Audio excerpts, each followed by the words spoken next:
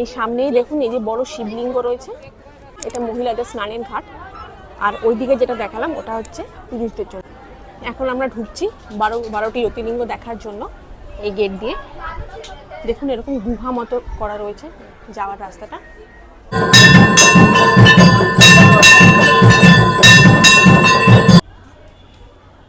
এখানে জুতো খুলে আপনাদের মন্দিরে প্রবেশ করতে হবে। এখানে সব কার পার্কিং এর জায়গা। এটা হচ্ছে কার পার্কিং এর জায়গা, এখানে আপনারা বাইক কার যাই আনবেন এখানে রাখতে পারবেন। দ্বাদশ জ্যোতির্লিঙ্গ, যা ভগবান শিবের 12টি পবিত্র এবং বিশেষ জ্যোতির্ময় রূপ, যা ভারতের বিভিন্ন স্থানে অবস্থিত। শিবপুরাণে বর্ণিত এই লিঙ্গগুলো অনাদি ও অনন্ত আলোর স্তম্ভের প্রতীক। সোমনাথ থেকে ঘৃষেশ্বর পর্যন্ত এই পবিত্র তীর্থস্থানগুলো হিন্দু ধর্মাবলম্বীদের কাছে অত্যন্ত জাগ্রত ও পবিত্র স্থান হিসাবে পূজিত হয় এবং বিশ্বাস করা হয় যে এই 12টি জ্যোতির্লিঙ্গ দর্শনের মাধ্যমে মানুষের পাপ ক্ষয় হয়, মোক্ষ লাভ হয় এবং ভগবান শিবের আশীর্বাদ পাওয়া যায়। হ্যালো বন্ধুরা, গুড ইভিনিং। আমার মেঘবালিকা চ্যানেলে আপনাদের আবারও স্বাগত। এসে গেছি আরও একটা নতুন ভিডিও নিয়ে। তো ভিডিওর থাম্বনেল এবং ইন্ট্রো দেখে নিশ্চয়ই আপনারা বুঝে গেছেন যে আমরা আজকে কোথায় এসেছি। তো আমরা এসেছি আজকে হাওড়া সালকিয়ার বড় শিব মন্দির দেখতে। তো এখন আমরা ভেতরে প্রবেশ করছি, ওই যে ওই গেটটা দিয়ে ঢুকলাম, এখন ভেতরে যাচ্ছি। অনেকটা বড় এরিয়া জুড়ে রয়েছে কিন্তু মন্দিরটা। তো চলুন এগিয়ে দেখি মন্দিরের ভেতরে কী কী রয়েছে। শুনেছি একটা 51 ফুটের বড় শিবের মূর্তি রয়েছে, ভোলে বাবার মূর্তি রয়েছে, আর তার সাথে আমাদের ইন্ডিয়ার যে 12টি জ্যোতির্লিঙ্গ আছে বিভিন্ন জায়গায় অবস্থিত বিভিন্ন রাজ্যে, সেটাও রয়েছে। তো চলুন একে একে সমস্তটা ভিজিট করে দেখি। ওই সামনে একটা মন্দিরের চূড়া দেখতে পাচ্ছি, সামনে গিয়ে দেখি ভেতরটা কতটা সুন্দর। এরকমভাবে রাস্তা করা রয়েছে, আপনারা কেউ পার্সোনাল কার নিয়ে আসলে এই রাস্তা দিয়ে অনায়াসে গাড়ি ঢুকিয়ে যেতে পারবেন। এখানে কার পার্কিং রয়েছে, বাইক এবং কার আপনারা সাথে নিয়ে আসলে পার্কও করতে পারবেন এই মন্দিরটিতে। আমরা তো মধ্যমগ্রাম থেকে এলাম নিজেদের গাড়ি নিয়ে। তো আপনারা যারা ট্রেনে করে আসতে চান বা বাসে করে আসতে চান তাদের ক্ষেত্রে তারা কিভাবে আসবেন সেটাও আমি আপনাদেরকে ভিডিওতে আস্তে আস্তে জানিয়ে দেবো। এখানে সব কার পার্কিংয়ের জায়গা, এটা হচ্ছে কার পার্কিংয়ের জায়গা, এখানে আপনারা বাইক কার যাই আনবেন এখানে রাখতে পারবেন।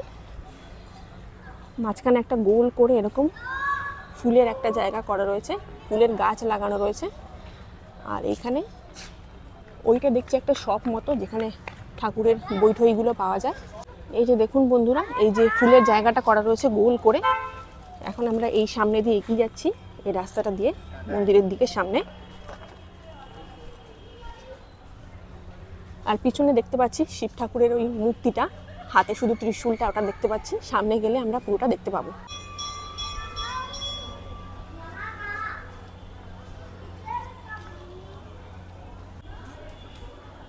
এখানে জুতো খুলে আপনাদের মন্দিরে প্রবেশ করতে হবে। মন্দিরের আশেপাশে চত্বরটা একবার আপনাদের দেখিয়ে দিই। এই যে মা আর আমার মেয়ে এসে গেছে, হ্যালো করে দাও একটু। দেখুন এই মন্দির চত্বরের বাইরে এখানে জুতো রেখে আপনারা মন্দিরের ভিতরে প্রবেশ করতে পারবেন। 1953 সালে 12ই ফেব্রুয়ারি মহাশিবরাত্রির দিন তৎকালীন পশ্চিমবঙ্গের মুখ্যমন্ত্রী ডক্টর বিধানচন্দ্র রায়ের দ্বারা এই শিব মন্দিরটি প্রতিষ্ঠিত হয়। মন্দিরটি বঙ্গেশ্বর মহাদেব মন্দির বা নয়া মন্দির নামে খ্যাত। দেখুন বন্ধুরা, আমার পিছনেই ঠিক রয়েছে সেই 51 ফুটের শিবের মূর্তি, আর পিছনেই রয়েছে গঙ্গা। খুব সুন্দর হাওয়া দিচ্ছে। আমরা বিকেলবেলা এসেছি, এখন মোটামুটি 5:30 মতো বাজে। 5:30টার সময় এসেছি। মন্দির খোলে কিন্তু বিকেলবেলা 4টের সময়, 8টা অবধি খোলা থাকে, আর সকালবেলা 6টায় খুলে 12টায় বন্ধ হয়ে যায়।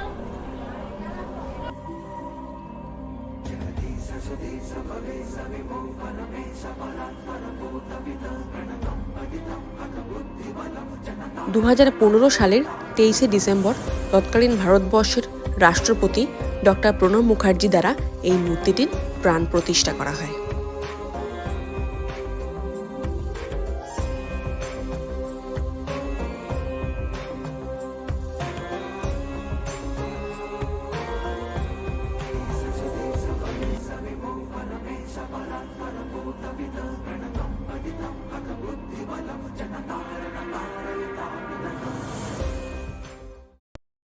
এখন আমি আপনাদের বলবো এই নয়া মন্দিরে আপনারা আসবেন কিভাবে। আপনারা যদি রেলপথে আসতে চান তাহলে আপনাদের চক্র রেল ধরে চলে আসতে হবে শোভাবাজার আহিরিটোলা এই রেল স্টেশনে। স্টেশন থেকে বেরিয়ে কিছুটা পথ হেঁটে আপনাদের চলে আসতে হবে আহিরিটোলা ফেরিঘাটের কাছে। আহিরিটোলা ফেরিঘাটে দুটো টিকিট কাউন্টার রয়েছে, একটি হচ্ছে হাওড়া যাওয়ার টিকিট কাউন্টার আর একটি হচ্ছে বাদাঘাট যাওয়ার কাউন্টার। আপনাদের যেহেতু বাদাঘাটে নামতে হবে তাই এখান থেকে 8 টাকার টিকিট কেটে আপনারা পৌঁছে যান বাদাঘাট ফেরি জেটিতে। খুব অল্প সময়েরই এই জার্নি, কিন্তু এর এক্সপিরিয়েন্স খুবই ভালো হবে। সামনে দেখুন হাওড়া ব্রিজটা দেখা যাচ্ছে।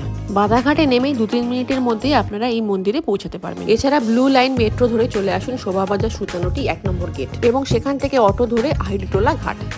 বাদাঘাট থেকে সোজা বেরিয়ে এসে যে রাস্তাটা বাদিকে চলে যাচ্ছে সেদিকে কিছুটা হাঁটলেই আপনারা মন্দিরটি দেখতে পেয়ে যাবেন।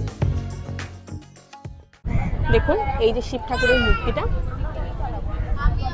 এই মূর্তির ঠিক পিছনেই রয়েছে গঙ্গা বক্ষ, গঙ্গা মা।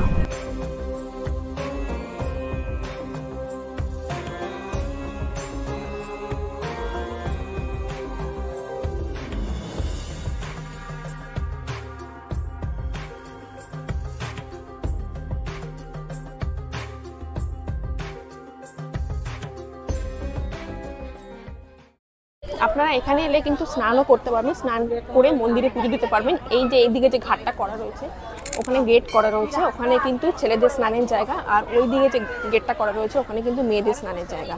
তো আপনারা এসে সকাল সকাল এসে কিন্তু এখানে স্নান করে তারপরে মন্দিরে যেতে পারেন পুজো দিতে। দেখুন এখানে লেখা রয়েছে এটা মহিলাদের স্নানের ঘাট, আর ওই দিকে যেটা দেখালাম ওটা হচ্ছে পুরুষদের জন্য।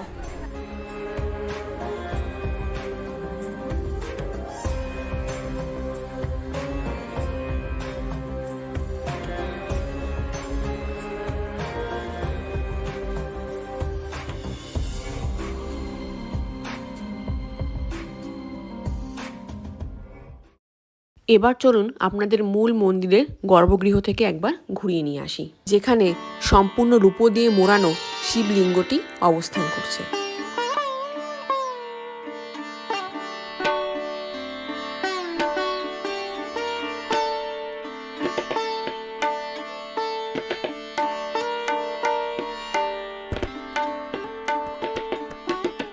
আমরা যখন গিয়েছিলাম তখন মন্দিরে সন্ধ্যা আরতি চলছিল। তো চলুন আপনাদেরও ভোলা বাবার আরতি দর্শন করাই।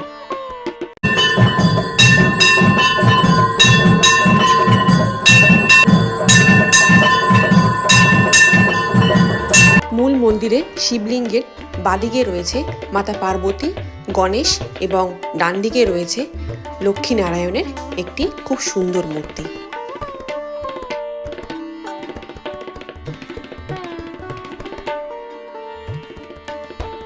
এবং পিছনের দিকে রয়েছে বজরংবলী ও শেরাওয়ালি মাতার অপূর্ব দুটি মূর্তি।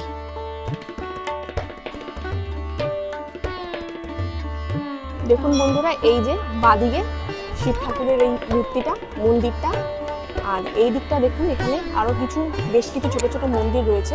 রাম সীতার মন্দির রয়েছে,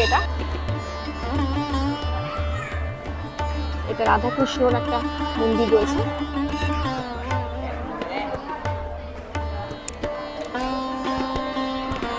এটি খাটু শ্যামজির মূর্তি এবং এটি রানী সতী দাদির মূর্তি, যিনি নারায়ণী দেবী বা দাদিজি নামে পরিচিত।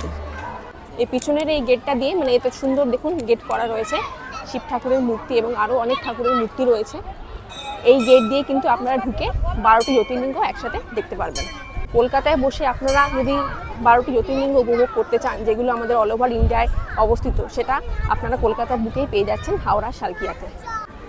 দেখুন এখানে খুব সুন্দর একটা আর্টিফিশিয়াল ঘাস দিয়ে এরকম লন করা রয়েছে, যার ঠিক সামনেই রয়েছে 12টি জ্যোতির্লিঙ্গ দেখার প্রবেশ পথ। এই দেখুন এই হচ্ছে গঙ্গা বক্ষ, সামনেই উপর দিয়ে লঞ্চ যাচ্ছে গঙ্গা মায়ের উপর দিয়ে।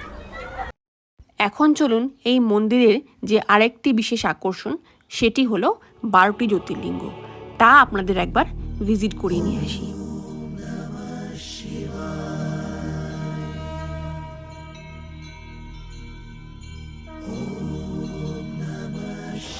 এখন আমরা ঢুকছি 12টি জ্যোতির্লিঙ্গ দেখার জন্য এই গেট দিয়ে।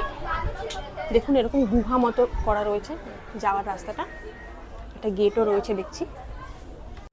কথিত আছে এই 12টি জ্যোতির্লিঙ্গ নাকি ভগবান শিবের সবচেয়ে প্রিয় মন্দির। প্রতিটি মন্দিরে শিবকে এক উজ্জ্বল লিঙ্গরূপে পূজা করা হয়। মানুষ এটিকে তার আলো এবং শক্তি হিসেবে দেখে। বিশ্বাস করা হয় যে এই লিঙ্গগুলি আপনা আপনি আবির্ভূত হয়েছিল, মানুষের তৈরি নয়। এই কারণেই এগুলি অত্যন্ত পবিত্র। প্রতিটি মন্দিরেরই বিশ্বাসের সাথে জড়িত আছে নিজস্ব কাহিনী। কথিত আছে এই 12টি জ্যোতির্লিঙ্গ দর্শনে নাকি মনে শান্তি আসে, ভুল ত্রুটি মুছে যায় এবং কঠিন সময় মোকাবিলা করার শক্তিও যোগায়। 12টি জ্যোতির্লিঙ্গ দর্শন করা অনেকেরই স্বপ্ন, কিন্তু একবার দর্শনও তাদের শিবের কাছাকাছি নিয়ে আসে বলে মনে হয়। তাদের কাছে 12টি জ্যোতির্লিঙ্গের তালিকাটি কেবল মন্দির হিসাবে বিবেচিত নয়, এটি সমগ্র ভূমি জুড়ে শিবের জীবন্ত উপস্থিতি। এখন চলুন আমাদের ভারতবর্ষের 12টি জ্যোতির্লিঙ্গের নাম এবং তাদের অবস্থান সম্পর্কে একটু আলোচনা করা যাক। প্রথমেই আসি সোমনাথ জ্যোতির্লিঙ্গের কথায়। এটি ভগবান শিবের সবথেকে পুরনো মন্দির বলে মনে করা হয়, যার অবস্থান প্রভাস ক্ষেত্র, গুজরাট। দ্বিতীয় মল্লিকার্জুনা জ্যোতির্লিঙ্গ, যেটি রয়েছে অন্ধ্রপ্রদেশের শ্রীসাইলামে। তৃতীয় মহাকালেশ্বর জ্যোতির্লিঙ্গ, যা রয়েছে মধ্যপ্রদেশের উজ্জয়নে। চতুর্থ ওমকারেশ্বর জ্যোতির্লিঙ্গ, যেটি মধ্যপ্রদেশের খান্ডোয়া ডিস্ট্রিক্টে রয়েছে। পঞ্চম হলো কেদারনাথ জ্যোতির্লিঙ্গ, যার অবস্থান উত্তরাখণ্ড। ষষ্ঠ হলো ভীমাশঙ্কর জ্যোতির্লিঙ্গ, যেটি মহারাষ্ট্রের পুনেতে রয়েছে। সপ্তম কাশী বিশ্বনাথ জ্যোতির্লিঙ্গ, যা রয়েছে উত্তরপ্রদেশের বারাণসীতে। অষ্টম হলো ত্রিম্বাকেশ্বর জ্যোতির্লিঙ্গ, যা রয়েছে মহারাষ্ট্রের নাসিকে। নবম হলো বৈদ্যনাথ জ্যোতির্লিঙ্গ, যা ঝাড়খণ্ডের দেওঘরে রয়েছে। দশম হলো নাগেশ্বর জ্যোতির্লিঙ্গ, যা রয়েছে গুজরাটের দ্বারকাতে। একাদশ রামেশ্বর জ্যোতির্লিঙ্গ, যা তামিলনাড়ুর রামেশ্বরমে অবস্থিত। এবং সর্বশেষ জ্যোতির্লিঙ্গটি হলো ঘৃষ্ণেশ্বর জ্যোতির্লিঙ্গ, যা রয়েছে মহারাষ্ট্রের ইলোরাতে। আপনারা যারা অলরেডি এই 12টি জ্যোতির্লিঙ্গের অরিজিনাল অবস্থান প্রত্যক্ষ করে ফেলেছেন, তারা এই নয়া মন্দিরে অবস্থিত জ্যোতির্লিঙ্গ এবং মন্দিরগুলি একটু খেয়াল করলেই বুঝতে পারবেন যে অরিজিনাল মন্দির এবং তাদের জ্যোতির্লিঙ্গগুলি ঠিক যেরকম সেরকম আদলেই কিন্তু এখানকার মন্দির ও জ্যোতির্লিঙ্গগুলি নির্মিত হয়েছে।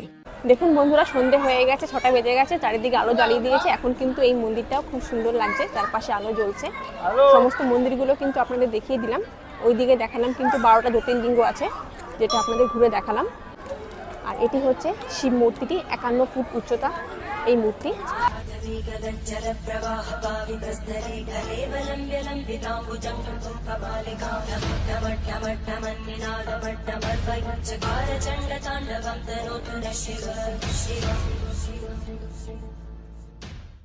তো বন্ধুরা, আজকের এই বঙ্গেশ্বর মহাদেব টেম্পলের ভিডিওটি আপনাদের কেমন লাগলো অবশ্যই একটা কমেন্ট করে জানাবেন। আর যদি ভালো লেগে থাকে তাহলে চ্যানেলটি সাবস্ক্রাইব করে পাশে থাকবেন। তো চলুন আজ বিদায়, আবার দেখা হচ্ছে আপনাদের সাথে নতুন একটা বেড়াতে যাওয়ার ভিডিও নিয়ে।